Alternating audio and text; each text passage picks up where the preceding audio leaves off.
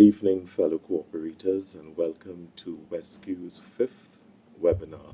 And this webinar is entitled Generational Wealth Creation. We thank you for your time, and we are streaming live from our boardroom at number 40 Fifth Street in Port of Spain.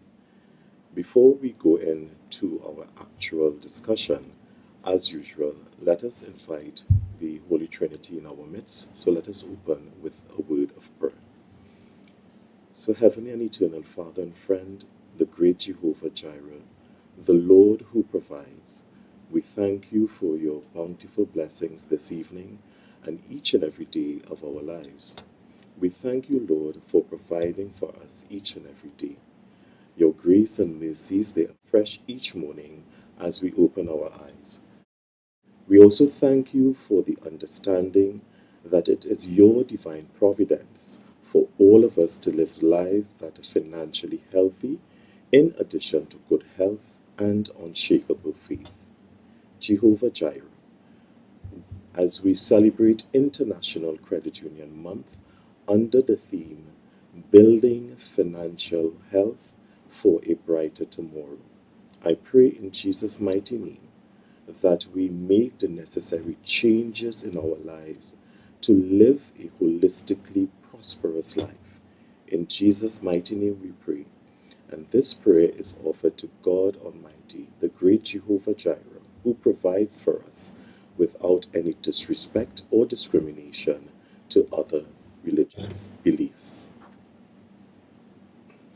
On my right this evening, I have the pleasure with sitting with you to discuss generational wealth creation, Ms. Maxine King, Wealth Manager from First Line Securities Limited. Maxine, welcome this evening. Thank you so much, Mark. It's a pleasure to be here. It's a pleasure Good to have evening you. as well. Good evening. And to my left, I have Mr. Deonecio Salazar, our director and our in-house economist of Western United Credit Union. Mr. Salazar, welcome. Thank you, Mark, for having me here. And thank you for your time and for being here. And I will drop the Mr. and call you, as I fondly call you, Dio. Correct. Right. So, as we begin this evening's discussion, I want everyone to understand the importance of creating generational wealth. And I will start with a quote from Ecclesiastes 10:19 that says, Ecclesiastes 10:19, so you could run for your Bibles and if you wish to follow. And it says, a feast is made for laughter, and wine maketh merry, but money answereth all things. Let's ponder on that for a while. So in essence, what it is saying here is that while we prepare and we go through our summertime, it is okay to enjoy your earnings, but we must use wisdom to put and to build a secure future by creating generational wealth. So, as we live our legacy to leave a heritage for our family, that is what it is all about. So, Maxine, the brilliant mind on board tonight. Right. What is generational wealth creation?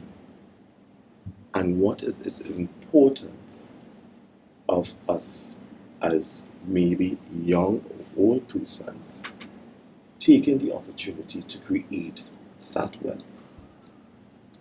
Mark, I can give you two different answers to your question with respect to what is generational wealth. Many times when we talk about financial wealth, when we talk about wealth and wealth accumulation, we talk about financial assets. Yes. Right?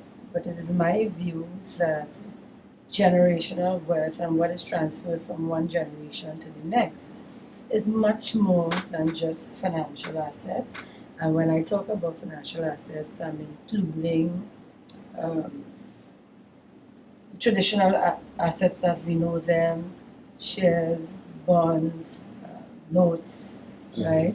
Even we can include real estate, property, and we can also include in that businesses that a family or a generation of a generation has transferred from one to the next.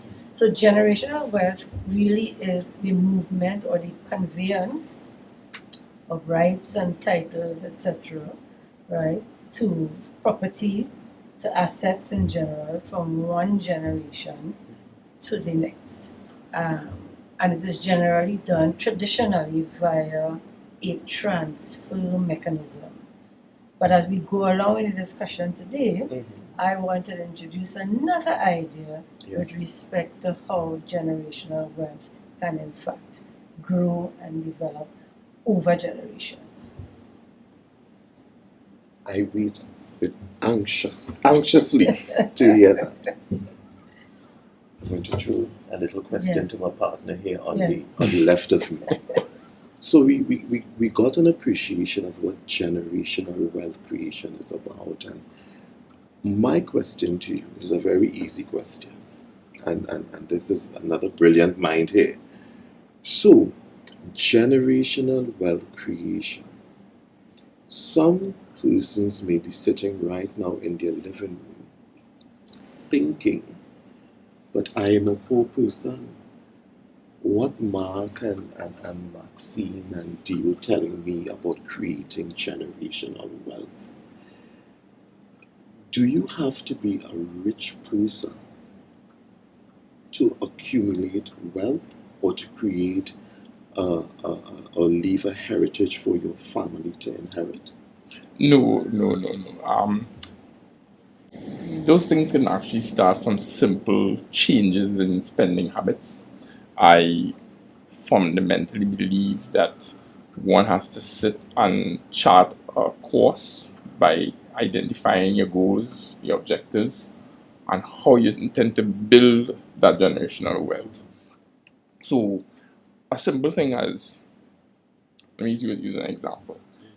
When you decide you want to save towards an objective, you translate that into now saving for children. Let's say, for example, that you have children and you want to save to pass that on to that next generation. Then what you would do is you would set and chart a course on how you're going to transfer and what you plan to leave. So as Maxine would have mentioned about transferring assets, then you decide what you want to build. So you sit and you look at your position and you make fundamental changes, because in some cases it would be fundamental changes, because you mentioned being poor. And if you're at that level of society, you would want to now say, how do I acquire assets in terms of what Maxine presented, bonds, treasury bills, property? How do you acquire that from where your position is? It would require fundamental changes in your spending habits. You may have to stop liming, for example, as we talk here in Trinidad. We talk about liming. So let's look at our liming habits and we say, okay, we're going to curb that and we're going to start saving for that future. So we take that money and we put it towards goals and objectives that will allow us to achieve assets that we can transfer on to the next generation. So we can start from any position, but the best thing is to start from today. Don't wait. Today. Yeah. Don't wait. Don't wait. So, when I heard the theme, build financial health for a brighter tomorrow,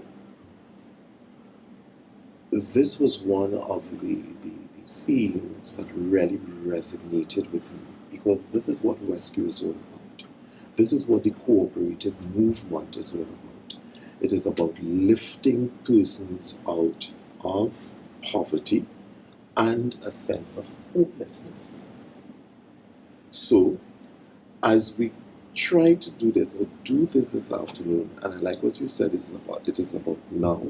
It's about being aware of who you are as an individual at this point in time, what you may be doing that is blocking you from creating that wealth, or you might be in your family business, and mommy and daddy is now coaching to leave or to transfer that wealth onto another generation.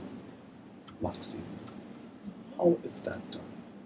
I have worked hard over the years. I may have inherited the business from my great grandmother, or my grandfather, or my father, who have worked so hard over the years. And now I want to ensure that the wealth that we have created remains in the family, that it continues to grow, it continues to blossom as we pass it on from generation to generation. So when I initially responded to you, I would have talked about transferring assets, right?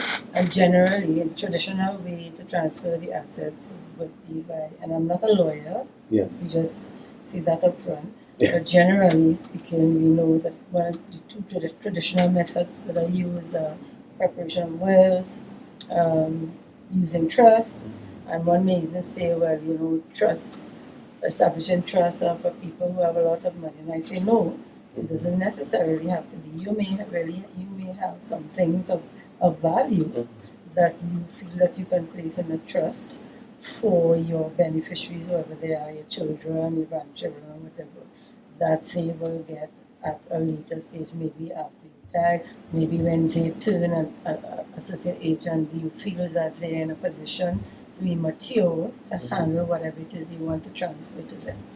My position is, however, is that we should start looking at intergenerational wealth, building on that by transitioning as distinct from just transferring. Because transitioning means that you start to plan for passing on wealth from generation to generation while you are still alive. And it therefore means that you are involving, let's say, the family. So it could be a nuclear family, it could be extended family. It depends. You may have children who are married, so now you're talking about in-laws and that kind of thing, or maybe children who are single, and you're talking about a nuclear family. But the idea of preparing them to treat with the assets that you have developed and want to develop in a manner that will ensure continuity, that will ensure that when those assets are deployed, whatever assets that you have, that they will in fact grow. So I want to latch on a little bit to what Deo said about starting now. And, where he talked about your aims and objectives, I want to say you have to start with a vision. You have to start with a vision as to where you want, and starting with a vision means you have to assess where you are now and where you want to get to, right? But it also involves it also involves the other members of that unit, where you get them to be part of the process. And why I'm saying that, Mark, we have seen so many examples of wills being done, right? Or maybe even trusts, where you have a trustee. The will may not have set out in enough detail what you want done with your assets after you die, and you find all sorts of confusion takes place after you die. People come with another will, or people contesting the will. The beneficiaries of the assets that are contained within the will are looking at how much you get as distinct what what the other person get, and there's a whole, to use our local parlance, a whole lot of bacchanal surrounding that. And at the end of the day, what happens?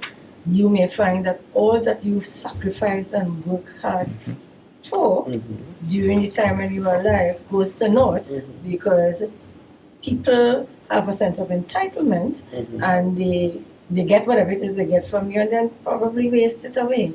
Whereas if you look at it, and I'm not saying that all transition processes will arrive at a success story, but to me it puts you in a better place because now you are involving people at the start, Yes. where they get to understand your story. They get to understand the story of your previous generation, how they got what they get. They get to understand what it is you want. You get to understand what it is they want. They get to appreciate what you did to be able to give them something. And therefore you work collectively, right, to arrive at that vision, right? And what it does, it teaches so much to the beneficiaries, the expected beneficiaries of whatever you have to transfer. Because you're talking about developing a plan that will require a certain degree of collectivism. It will require development of communication skills, relationship skills. And I want to introduce another idea. When we look at a will or we look at a trust, it's after, well, the beneficiaries get things after you die, Yes. right? When you're in transition mode and you're creating this plan based on a vision that you have while you're alive, now you can look at the human capital. So whoever the members are of your unit, of your family unit, you can look at what they can bring to the table. A lot of times we have family members and we look at them and we only see what they can't do or what they cannot bring to the, but we don't look at what they can in fact bring to the table. To the table, yes. Right? So we could look at that. We could look at their intellectual capital. What do we have within our family? We have people with different skills, different educational levels, different competencies, etc. We can leverage all of that, right? Then of course we have a financial capital. Now some people may say, depending on where they are in life, that listen, I don't have nothing much to put in the pot, Yes. right? What's she talking about? Because I didn't inherit anything, but you can start. And I want to introduce the idea as well of entrepreneurship, because that is also a way by which you can not only develop wealth, right, but also you can do it in such a way that you can ensure that your community or your family benefits from the spoil, from what is generated.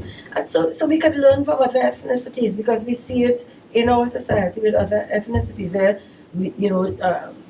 entrepreneurship is encouraged and they support one another in terms of their businesses. Why can't we do the same thing? Why do we have to wait until we die to be able to talk about generational wealth? To me, doing it before, what you do is something you're able to remove, let's say, the whole idea of entitlement, because it's that entitlement thing that causes all kind of competition with children after, rivalry. They vex with one another, who in talking to one another, and and all those sorts of things. And you have legal proceedings as to who get what, who shouldn't get, and all that kind of thing. I'm saying if you deal with it differently from upfront, then perhaps you may be able to avoid some of that, because we hear too many horrendous stories. And quite coincidentally, in the past 3 weeks, I have heard about different scenarios where somebody dies, and then people come out of the woodworks, and all of a sudden they want this, they want that, they contribute to it. They don't have a clue as to how the person got what they got, but they come in to get it. So as you spoke about entrepreneurship, and this is the entrepreneurship, man. Yes. So I am glad that you use that word there, and I am happy to hear about the transitioning, and I am happy to hear that you spoke about a vision, a compelling vision, a vision that must light the pathway for people to understand where your wealth came from, and that you want that wealth to be passed on, but it must grow. And as I am passing it on to this generation, I expect this generation to pass it on to the other generation. Yes. And as we continue to grow as we go along. So, Dio, Doctor, entrepreneurship. Well, where does entrepreneurship play its role in terms of generational wealth creation? Mark, I was really pleased to hear Maxine mention entrepreneurship because, as you would know from those who are listening to the budget, the government is focusing on that. And one of the challenges is that we don't seem to have enough of it taking place in our economy. But I'm not going to go down that road. The question is, are we entrepreneurial minded? And are we prepared to make the sacrifices? Because I would have said earlier that we need to make fundamental changes in our spending habits and in our decision making, in how we do things. So if you decide to go down the way of entrepreneurship, Maxine would have touched on a point in terms of your human capital. What skill sets that exist within yourself as an individual, within the community or your family members that you can leverage on to help build an empire upon, if you identify the vision as Maxine would have indicated. So I'll use a simple example. There are many tailors back in the day that we would have been familiar with, and we probably no longer use them anymore, most of us. But if that skill set was honed, then empires similar to Calvin Klein, Fubu, who we know about, could have been built upon locally. And it would be nice to see those skill sets revisited, because we see, for example, right now, there are opportunities presented for those types of skill sets in the market at this point in time, because the spending power isn't there. So if you decide to change your spending habit, let's use a simple example.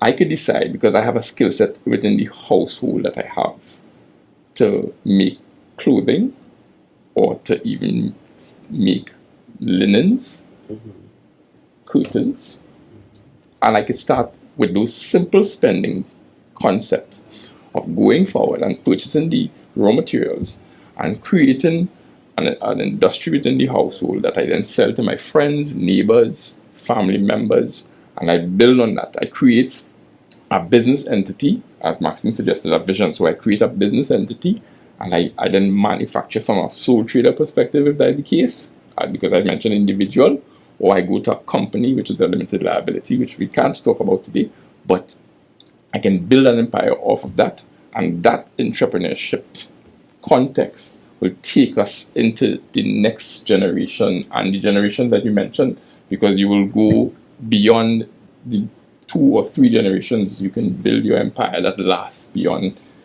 well into. You remember we had companies, or you know that there are companies that last 100+ years and they're still in existence today. So let's see if that could be built upon. And we at Wescu, we are willing to work with people like that. So we'll help you to start off, because, as you mentioned, the fundamentals of the cooperative society is to help you to move from one stage of your life financially to the greatest stage that you can achieve.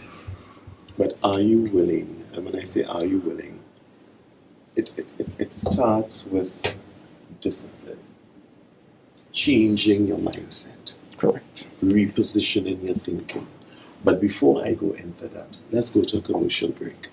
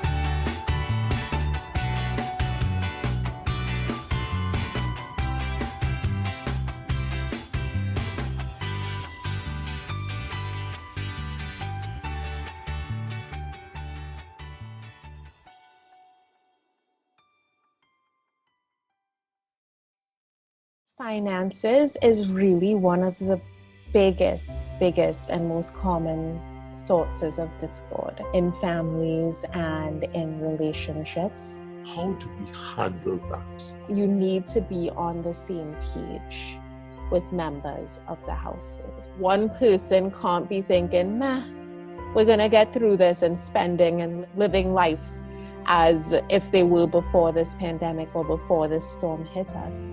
We need to be able to address what our priorities are. What are the essentials that we need to be looking at? Should our situation become even more challenging, we have something to be able to fall back on, no matter how small it is, but really being able to build ourselves in that way. Good evening to those of you who are joining us live here at Wescu'S headquarters on number 40 Fitz Street, Woodbrook. And to my right, I have Ms. Maxine King, Wealth Management, and she is from First Line Securities Limited. And to my left, I have Mr. Deonecio Salazar, only known as Deo. And he is one of our directors and also our in-house economist. So before we break, we were talking a bit about entrepreneurship, and we really spoke on a lot of good things. And some of the on the commercial, you would have seen some very important aspects that you must adopt into your life. So if we want to create generational wealth, now we know that generational wealth is more than just savings. That's so, guys? Correct. Right? So when we talk about generational wealth, we are talking about investments. But it starts with the savings, as Dio would have told us earlier. And for us to acquire wealth, it doesn't matter what strata of life we come from. We all have the ability. And before I go to that, in one of our discussion, Maxine, we were discussing that when people talk about wealth, that they think that they have to create this wealth and become millionaires. And that is not what we are saying. We are saying that whatever financial position you are in, that you can take as little as you can extract from that and start to build your financial nest egg. Dio spoke about starting from now. And I was very happy that you said that because that is what Wescu'S did from the onset of COVID. We said in the midst of your challenging period, this is the time that you should start to save and put aside Correct. a nest egg. So we start with a compelling vision. And after we have that compelling vision, we share it with our family. We must be self-aware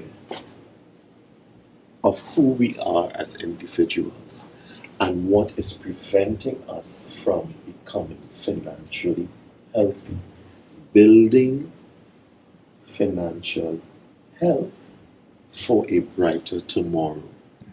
And I think that they were very deliberate, building financial health, not wealth, health, because it starts with self-awareness, who you are, where you are, what do you want to accomplish, and then your conscience must guide you, that wisdom.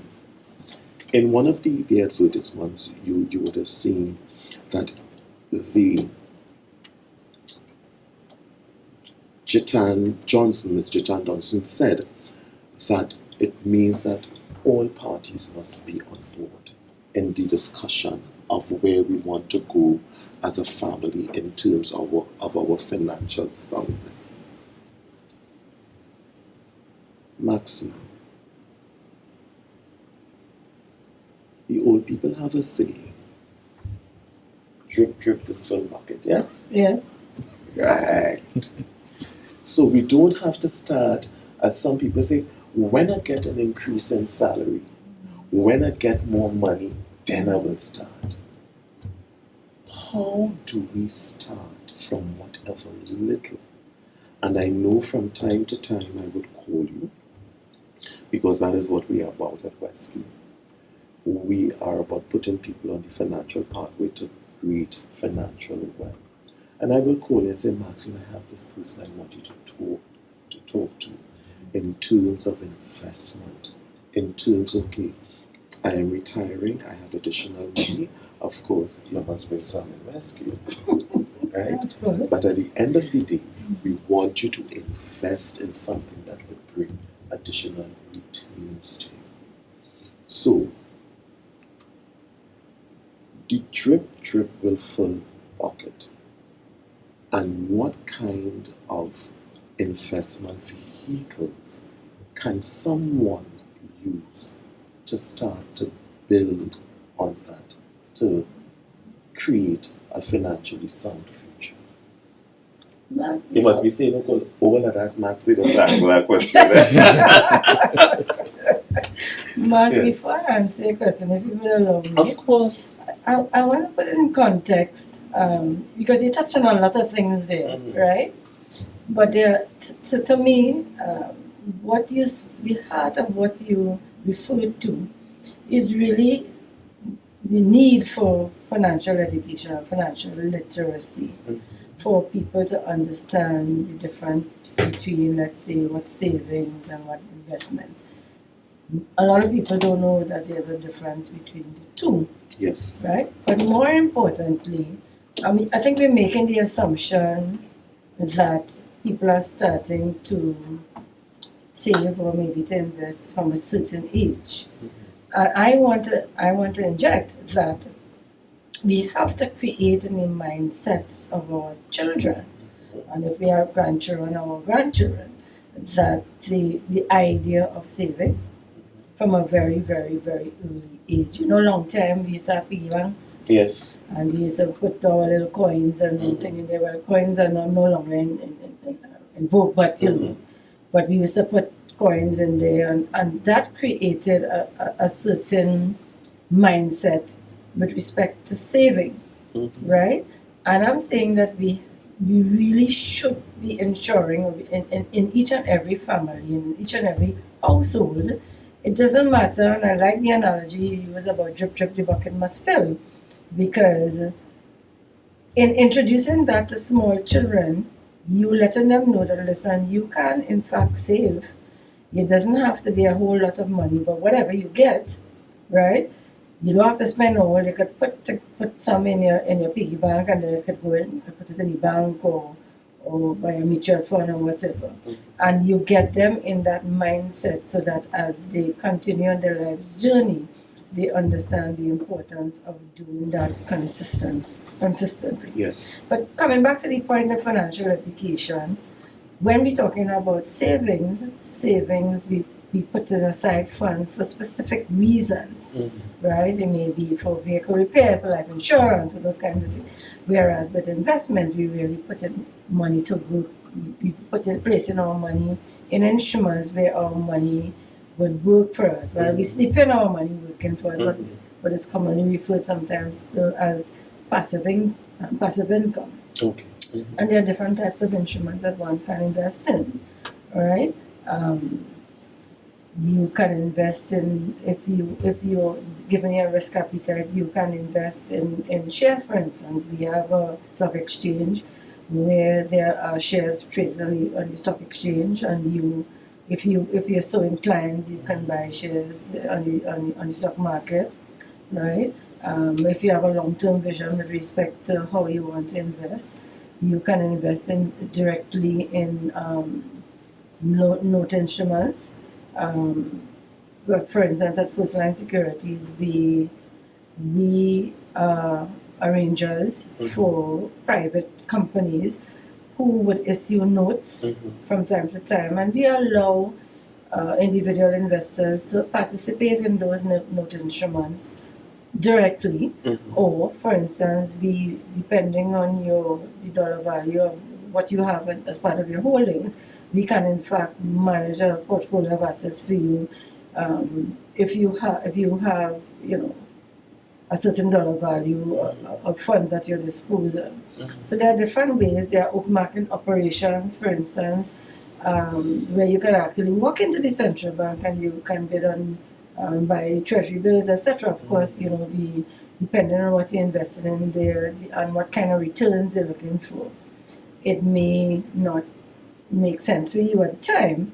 Again, it depends on the risk capital, what kind of returns you're looking for, how long you want to invest for, and those kinds of things. But those are some of the instruments that you can look at for investment purposes, as distinct from savings, where you just put any money in a savings account and you're getting, now we're in negative interest territory, because when you look at the 0.2 or whatever, let's say if you have your money in a bank, 0.2 interest rate that you're getting, and you consider the fees, etc., that you have to pay for having your money in the bank, you really in negative interest territory, right? So that those are all compelling reasons to start looking at accumulating sufficient funds to be able to put aside money for investment. Now, having said that, we have to bear in mind that some people are not at the stage in life that they can start to invest. But we can introduce, again, with the financial education, a certain mindset that people understand that, listen, that is where I have to take it, right? If I'm really serious, not just about me, but about transferring that wealth or transitioning that wealth from me that I want to accumulate, from me to my family, to my children, or whatever. So I hope I've answered your question, because I may have gone all over the place. I'm not quite sure. No, but you did. You did answer the question, and one of the things that I want to ask is, because we tend to become stuck. And I was listening to a video this morning, and I found it to be so apt for what we are discussing this evening. And it was a different take on generation. They were talking about generational, that in our lives, we have to break that generational curse. So, my family, I was born into an impoverished family, and I just want the viewers to know that when we talk about poverty doesn't only mean from an economic standpoint. So we just want to get that clear. Sometimes because of our habits, of our thoughts towards ourselves and our thoughts towards our finances, we create a block there that hinder us from moving in for that financially healthy position that we desire. So we have to become so aware, self-awareness of our generational behavior.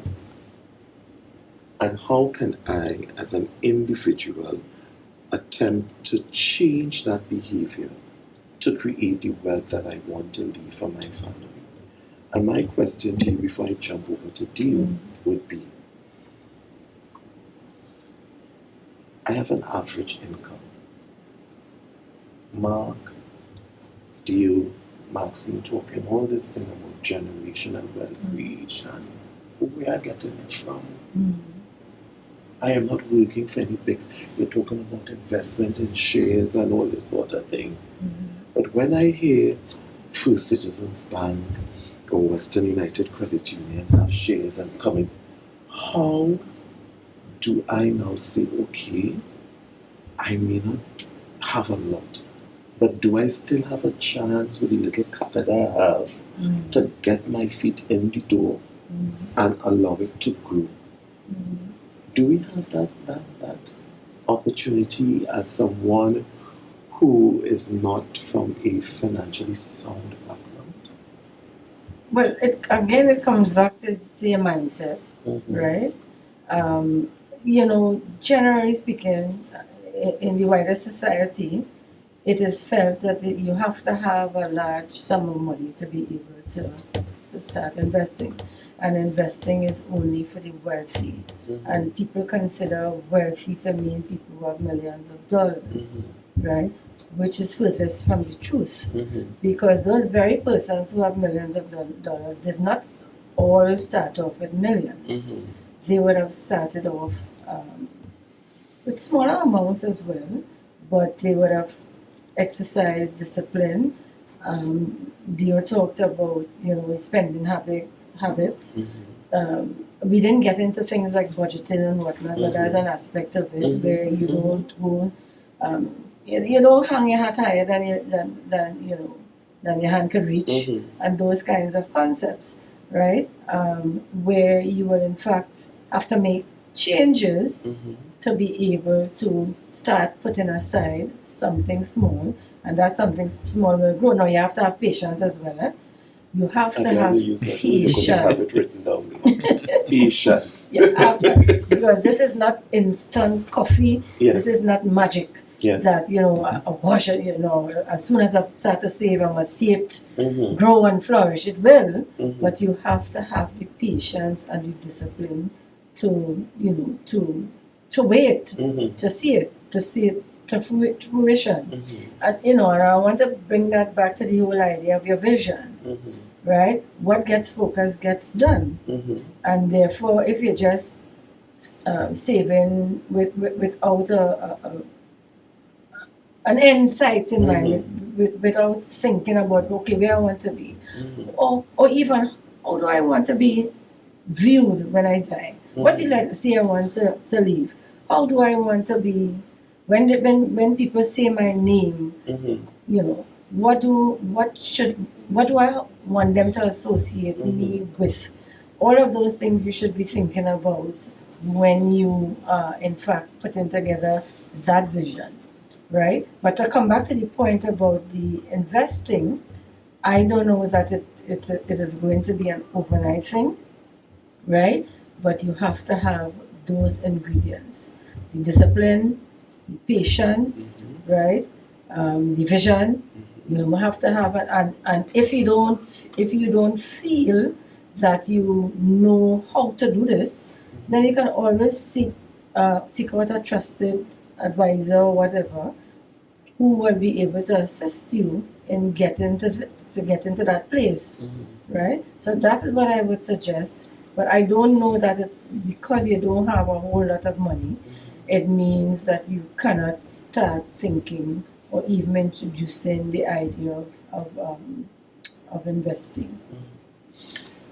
So, thank you, dear Maxine. And you spoke about entrepreneurship. Now, it is easy to encourage people to become entrepreneurs. But there are some characteristics that we must possess if we want to become successful entrepreneurs. And if in becoming successful entrepreneurs, to leave, and I like to start with, to live your legacy, because we are living our legacy.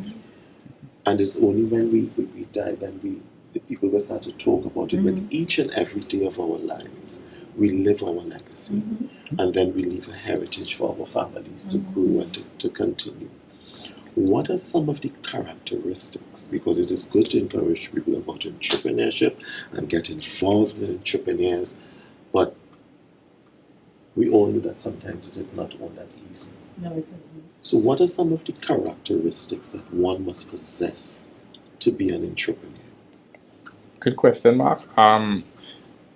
There's a multifaceted approach once you become an entrepreneur. We talked about honing your own skills firstly. So taking that away, now you have to have that personality trait and that inertia inside of you that says, I'm going to do this. I'm committed. So you have to be committed. So you have to be committed to that ideal, that vision, as Maxine suggested. You have to be willing to make those sacrifices, because I know we're talking about choices and sacrifices here effectively. So let's go back to the tailor example I brought. Once you decide, I have this skill set and I'm competent enough, I've gotten the training, so you need training in whatever it is you decide to take place or take on. So you decide to take on a particular skill set, you have to make sure that you're properly trained. You have to get guidance, because Maxine mentioned about getting information from outsiders in terms of persons who are probably in the field of relevance. So if you're not certain of, for example, how you undertake your bookkeeping, for example, you come to Wescu'S as we know, and we'll guide you. We'll probably refer you to someone who can help you with that within our membership. Then you have to get financing. We will help you with that as well, and you have to understand the financing. So you will speak to a competent person. You have to also take into consideration what are your. There's a new thinking, and I don't know if Maxine will support it. They're saying that from the World Trade Organization that you start with your comparative advantage before you get into your competitive advantage. So you may not be able to develop a product to compete with Calvin Klein, per se, but your product is viable enough that you can sell to our managers, for example, our staff, because you're providing a good quality product that is durable and could be utilized for the purpose that is required. Then you have to have that tenacity to go forward to get market as well. So if you lose those characteristics or you become unwavering, then the chances are you fail, because you now no longer committed. You feel that the world is against you. And those things tend to happen to entrepreneurs. So you have to find a body of persons that you can lean on for support, not necessarily friends or family. Sometimes it might be absolute strangers. Yes. I have seen that for myself, right? Yes.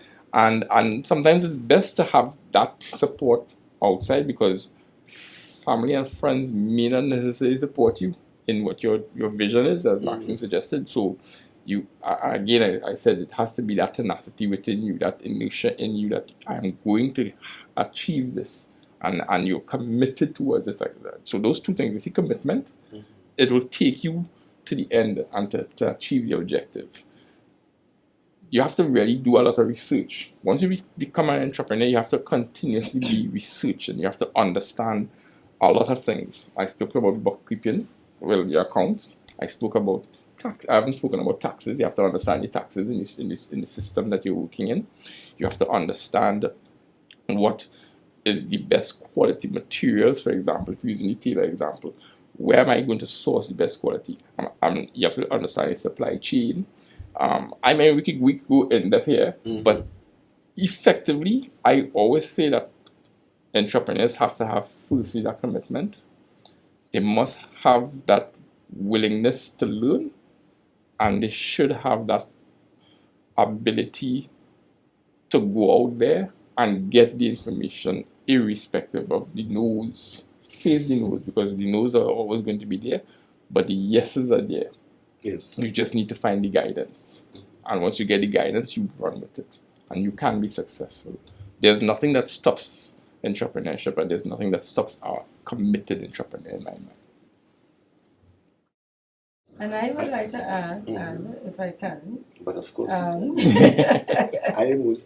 the moderator, the show is yours, but we have 9 more minutes. Go ahead. Some degree of agility, and I believe that all entrepreneurs should.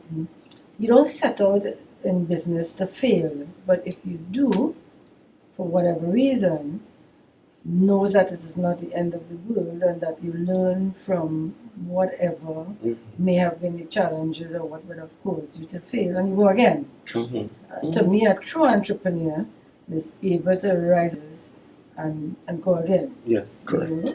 Correct. And I totally agree with that. Because sometimes you may start a business and you may It doesn't start it go. off hot and sweaty because, oh gosh, I need to make money. I need to make money. And that should not be your main focus. Yes? And then you may fail. But was the business that you got into, was that really your core competencies? Was that really the anointing? Was that really the business that you were supposed to get into? So the time always seemed to run away when we're having fun. So I true. can't believe So that it true. is almost 7 o'clock. But in terms of creating wealth, generational wealth creation, and living your legacy and leaving a heritage for your family, that, as far as I'm concerned, is not impossible for any one of us. No, it isn't. We just have to have patience, as you rightfully said. We have to have the determination and the encouragement. We have to have that unflagging commitment that you spoke about, Deo. Mm-hmm. True. Even in the midst of your challenges, Mhm. you have to keep your eyes focused on your goal. And in one of our first conversations, I remember that I said, I want you to come in and sit with our credit committee, because how we going to structure some of the loans is that investment will become part of it. You invest in your shares in the organization, we have our rainy day fund, but part of the loan, that the portion will be given to you, will be for you to start your investment portfolio. That, of course, is still on the table, and we will be pursuing that because it is very important. We want to ensure that our membership, you out there, have the tools to work with to build your financial health for a brighter tomorrow. And the only way that you can do so is by ensuring that you have a compelling vision. Yes? Correct. Vision. A compelling vision for your future. And in having a compelling vision for your future, we have to bring self-awareness into it. Who am I? What you spoke about risk appetite. I might be very scary, and I say, Maxine, you see me? All I want is half of that. Me going for the whole hog. Right? And maybe as I continue to go along the way, I become more brave and all of that. And in becoming self-aware of who I am as an individual, where I am, where I want to be, the fundamental part of that as well is including your family. Yes. Because everybody must be on board. Yes. Everybody. So it may mean that we say, listen, mommy or daddy cannot afford this at this time. Instead of, we cannot afford it, but we are teaching the children the wrong, help me here, Maxine. We are teaching them the wrong behavior towards finances. That you align to your finances, saying that you can afford what you can't. So when we bring the whole family into the process, to me, that is where the creation of generational wealth will start. That everybody has the same mindset. And then you have the conscience. Then you have, after that, you will have your independent will. Do I have the will to prod on? Correct. Do I have the will to ensure that my family understands where I want to take them and where I want my business dead and gone, but I still want it to live on. All the blood, sweat, and tears, I still want my business to flourish.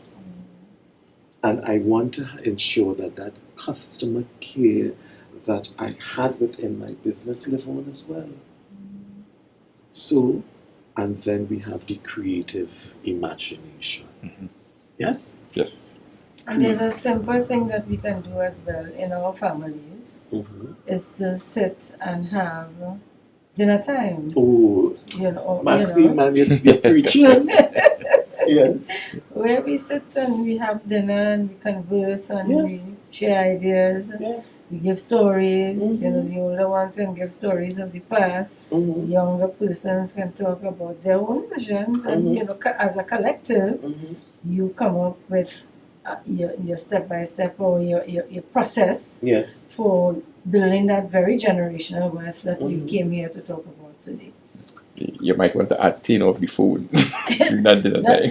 Well, Yeah, but that is a given. that goes without saying. But I wanted to say we have 3 more minutes. 1 minute goes to you, Dio. 1 minute goes to you, and then I would wrap up. Well, actually, just to add on to the point that was about to make, I'm looking at responsibility because what I've seen is once you decide, to, for example, to sit with the family, then you can start assigning responsibilities. And what we need is for people to understand their role and their responsibilities. And you know, Mark, you do it effectively here at Rescue, where you assign roles and responsibilities based on the personality and the competence of the individuals. So, as Maxine mentioned, the family, you sit at the head of the family and you assign those roles and responsibilities. And those roles and responsibilities should be aligned and to help with the vision that Maxine mentioned. So that we get to that vision by you taking your part and doing it effectively. And that's where I would start. Maxine. And if we could take a lesson out of a well-run company, companies would look at succession planning. And to me, when you're talking about generational wealth, you're really talking about succession planning. How is the next generation going to benefit or to succeed? Or how is the next generation going to be better than this last generation? What are they going to do? Who is going to lead the charge? As Dio made a good point, who's going to be responsible for what? So I think that those things are really, really, really very important. Yes. So we have someone who is reliable and responsible and who would bring us back on track if we are going off track. Yes? So, Maxine, I thank you. I thank you for your time, for your wealth of knowledge, for your expertise, and coming here to help our organization grow. I really do thank you. Deonecio, our in-house economist. Welcome. You always keep us on our toes. I thank you very much for your expertise as well. Welcome. And to our viewing audience, I thank you for your time. I hope this evening's discussion was very fruitful and beneficial to you. And just don't go away thinking, oh gosh, this is just another webinar, another session. Sit with your family. Understand where you want to go, where you are at, where you want to go, and what sacrifices that you must make. Because sometimes people don't like to hear that word sacrifice. True. But sometimes the wealth that we desire to see must come through sacrifices. We at Western United Credit Union, we are more than willing to help you create your generational wealth so that as you live your legacy, you leave a heritage for your loved ones to grow on. Thank you for your time. Good evening and God bless.